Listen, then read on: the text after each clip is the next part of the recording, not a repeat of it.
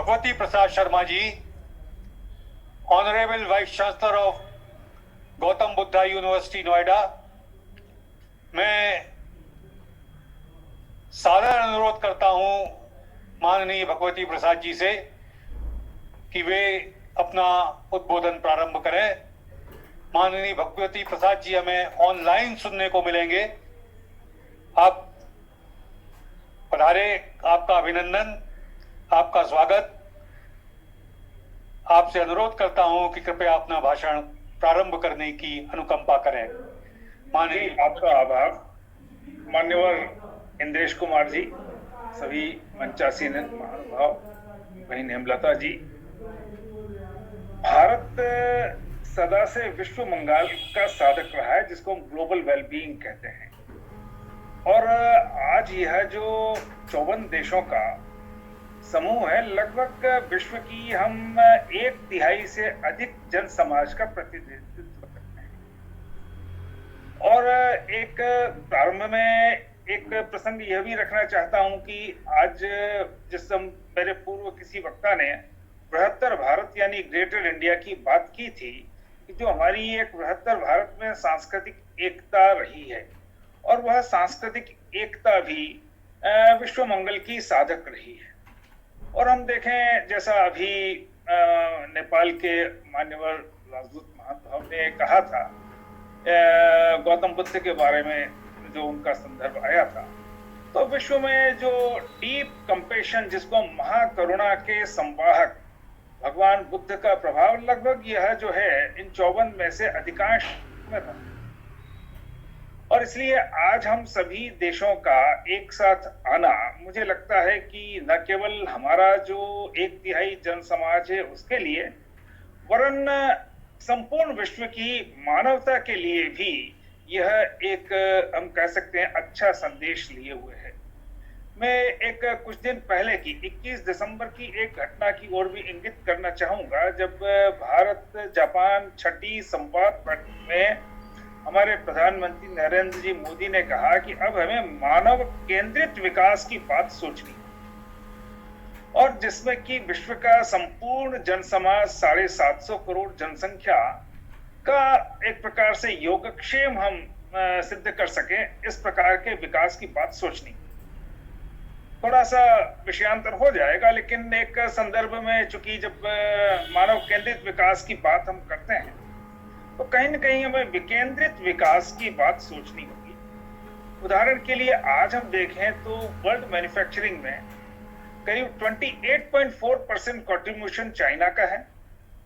17.5% America का है, 10% Japan का है, 6 to 7% जर्मनी है। यानी इस दुनिया के 220 देशों में से, हम 54 देश अलग हैं, 220 देशों में से केवल 4 देशों का वर्ल्ड मैन्युफैक्चरिंग में 60% कंट्रीब्यूशन है। तो ऐसे में मुझे लगता है कि हम जो 54 देशों को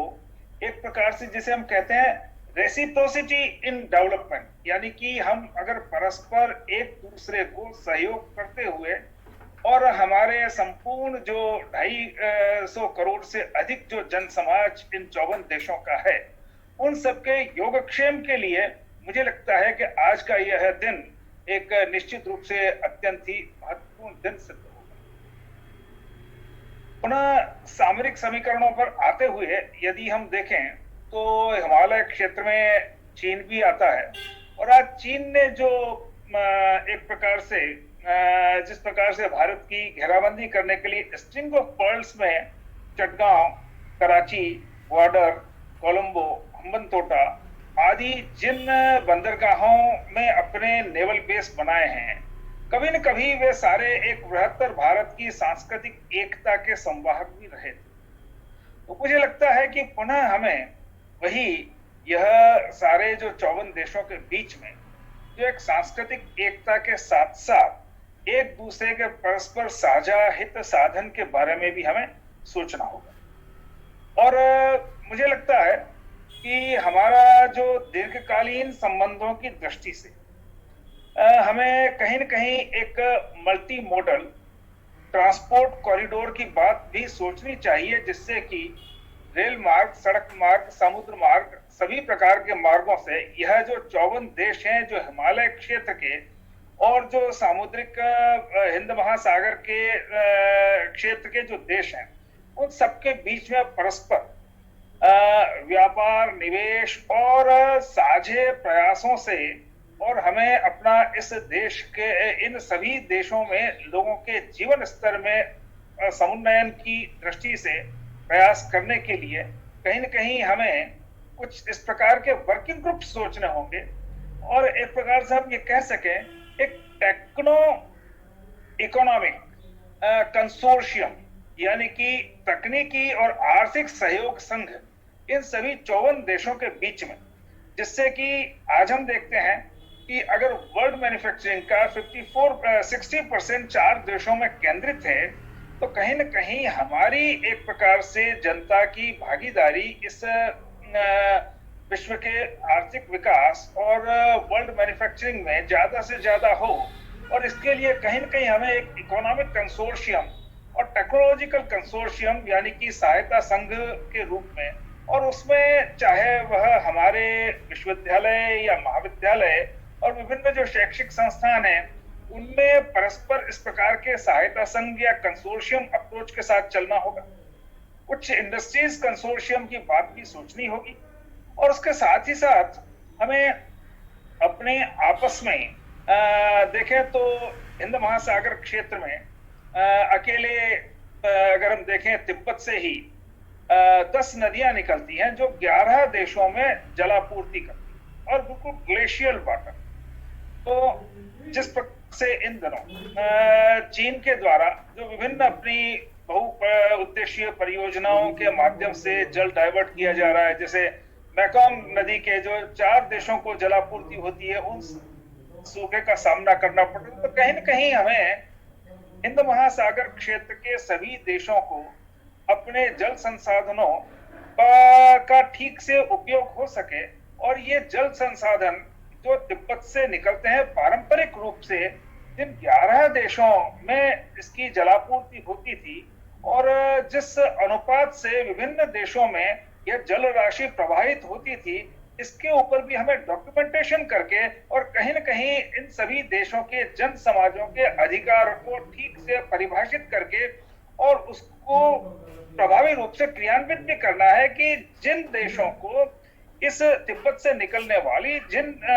10 नदियों से 11 देशों के जन समाज को जिस अनुपात में जल मिलता रहा है वह उनका विधिक अधिकार है। कहीं न कहीं इंटरनेशनल लॉ में भी हमको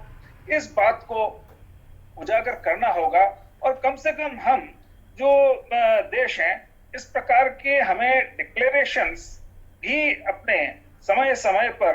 जो इस प्रकार के सम्मेलन होते हैं जैसा आज हम यह कर रहे हैं, तो उसमें करने के साथ साथ कुछ ऐसे एक्सपर्ट ग्रुप्स जो चाहे जलापूर्ति से प्रभावित होने वाले हैं या हम देखें तो जो समुद्र तटीय देश हैं, तो ग्लोबल वार्मिंग के कारण कई देशों में कई क्षेत्र जलमग्न होने की संभावना भी लगती है। वह उदाहरण के लिए औद्योगिकरण प्रारंभ होने के बाद यह जो ग्लोबल वार्मिंग हुई है उसके कारण समुद्र का जल स्तर 6 से 8 इंच बढ़ गया है। लेकिन अब जिस ढंग से यह जो कार्बन डाइऑक्साइड और दूसरी जो ग्रीन हाउस गैसेस निकल रही हैं और उससे ऐसा लगता है कि आने वाली शताब्दी में यह जो समुद्र का जल स्तर 3 से 4 फीट बढ़ सकता है। हम देखें हिमालय के 6000 ग्लेशियर्स आकार में 2/3 रह गए हैं, यानी उनकी 1/3 साइज कम हो गई है, यानी कि हिमालय के ग्लेशियर्स का इतनी बर्फ पिघलती जा रही है। तो कहीं न कहीं हम सभी देशों में हिमालय क्षेत्र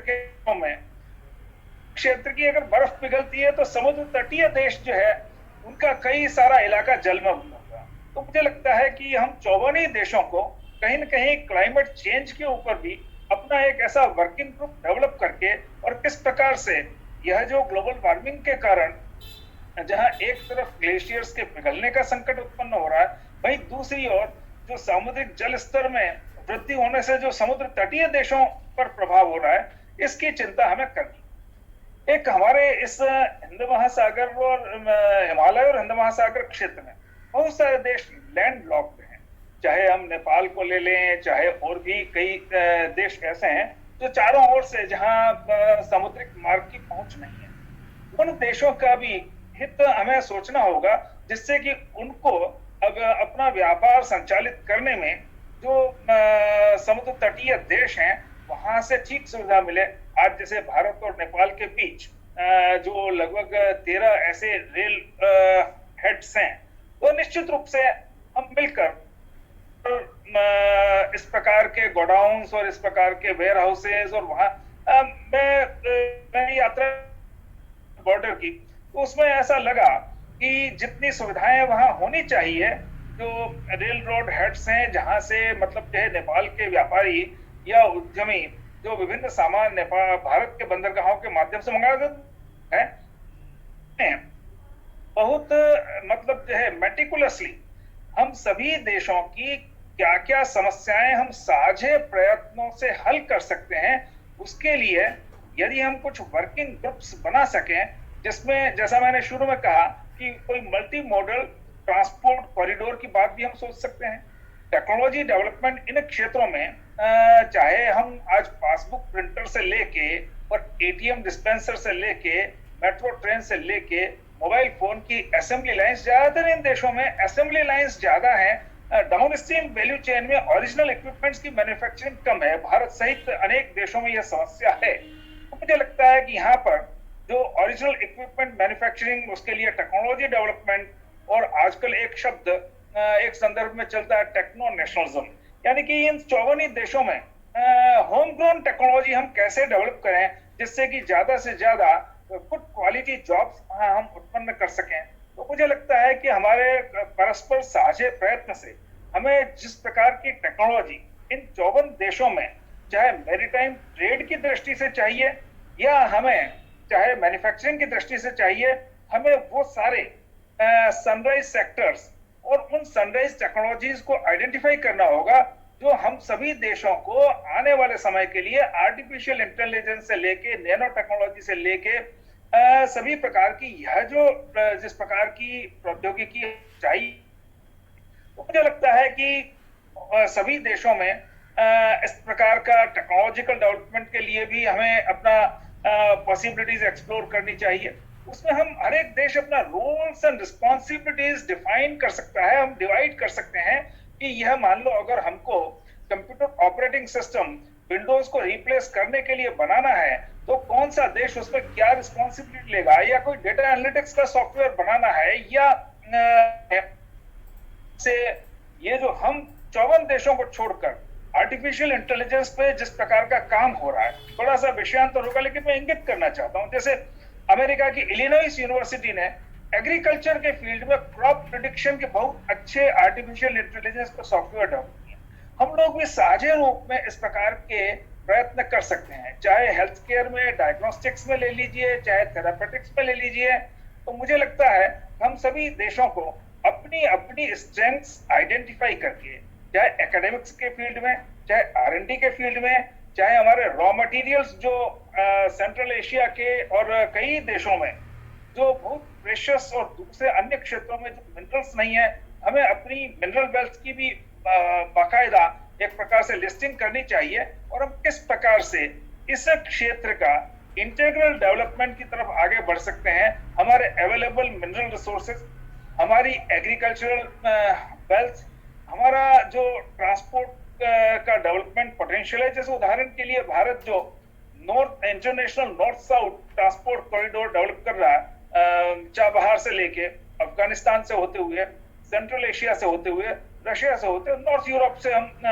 जोड़ने की जो कोशिश कर रहे हैं, तो मुझे लगता है कि इस प्रकार के मल्टी मॉडल ट्रांसपोर्ट कॉरिडोर्स भी हम और अधिक मात्रा में सोच सकते हैं। तो अगर आने वाले समय में यह जो हम 54 देश अगर इस विश्व का मेजर मैन्युफैक्चरिंग हब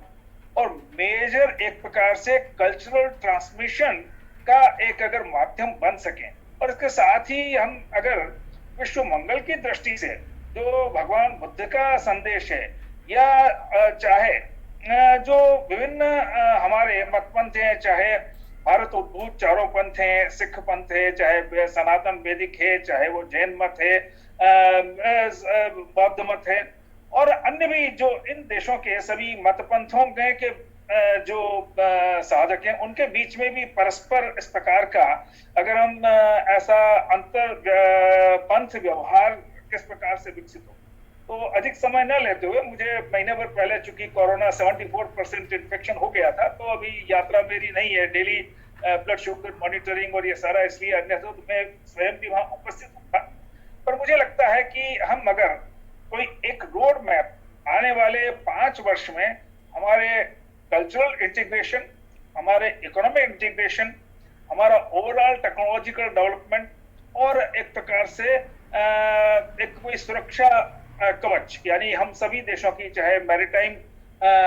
फ्रीडम है, चाहे अन्य प्रकार के ट्रांसपोर्ट की फ्रीडम है, चाहे जल संसाधनों के उपयोग की है, मुझे लगता है इन सभी बातों के ऊपर अलग अलग वर्किंग ग्रुप्स यदि हम बनाकर आगे बढ़ते हैं तो एक प्रकार से हमारा ऑनगोइंग कोऑपरेशन ज्यादा से ज्यादा इंटेंसिफाई होगा और सभी देशों का परस्पर हित और पीपल टू पीपल इस प्रकार के हम अगर वर्किंग ग्रुप्स बना सकते हैं तो निश्चित रूप से, चाहे वो विश्वविद्यालय स्तर पे हो, चाहे विभिन्न एनजीओ के स्तर पे हो, समाज में जो रचनाधर्मी काम करने वाले संगठन है, और चाहे राजनीतिक दृष्टि से हो, और चाहे विभिन्न अन्य प्रकार से हो, मुझे लगता है कि यह संस्कृति, प्रौद्योगिकी, अर्थशास्त्र, परिवहन, इन सभी आधारों पर हमें ओवरऑल इन 54 देशों का, हिमालय और हिंद महासागर के क्षेत्रों का और साझी सुरक्षा के ऐसे हमें निकालने होंगे। तो अभी चूंकि मैं भी अधिक समय न लेते हुए, चूंकि सभी वक्ताओं ने बहुत सीमित समय लिया है, लेकिन कभी इसके ऊपर एक ब्लूप्रिंट भी हम बैठ के कुछ लोग डेवलप करेंगे तो निश्चित रूप से हम उस ब्लूप्रिंट पर आगे बढ़ सकेंगे। इतना कहकर मैं यह हिमालय और हिंद महासागर जो राष्ट्र समूह है उसके प्रति अपनी शुभकामनाएं व्यक्त करता हूं और आप सभी के प्रति भी शुभकामनाएं व्यक्त करता हूं और हम सभी सबके